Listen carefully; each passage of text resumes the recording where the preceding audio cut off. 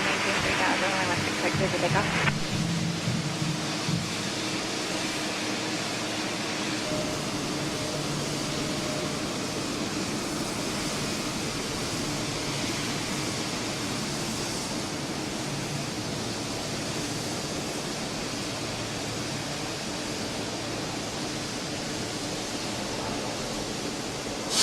Wow, what a way to start a Saturday morning, right? Absolutely. This is amazing. Hello to all of you guys watching on Boeing.com. We are live in Everett, Washington, just north of Seattle for the Boeing 777X first flight. I'm Josh Green with Boeing Communications. This is Emily Sanchez with Boeing Marketing.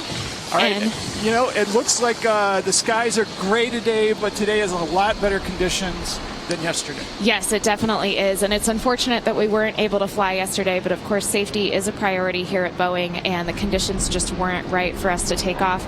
As you mentioned, it's looking a lot better today. Winds are in better condition. There's more of a ceiling, so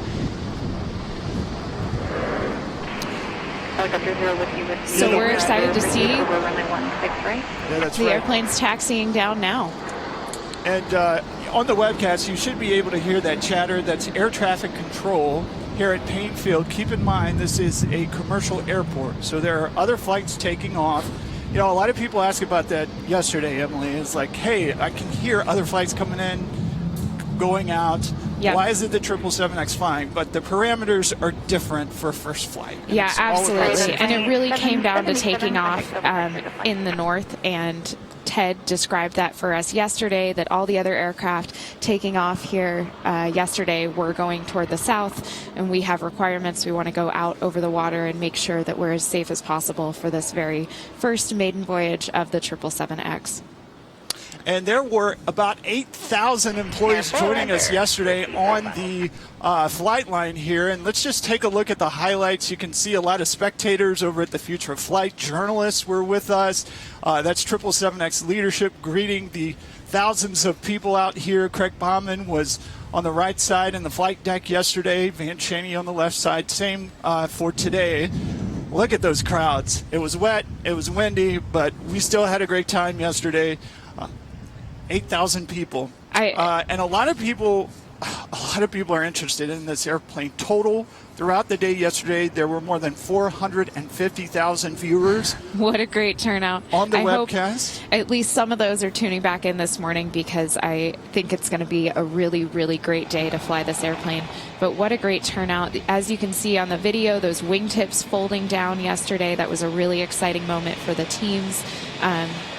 And then the aircraft sat and waited for winds. Unfortunately, had to taxi back in. And now we're looking live at the aircraft as it continues to taxi down the runway.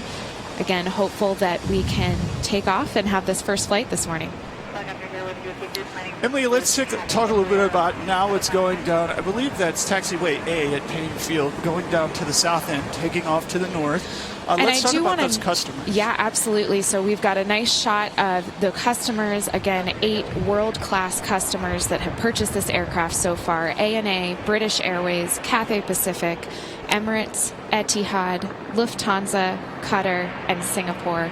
A huge thank you to those, and very cool that we can have all of their tails up there on that first 777X. Eventually, you can see that those folding wing tips are up right now. Eventually, those are going to fold down. Emily, let's talk a little bit about the length of that wing. Why is it so important?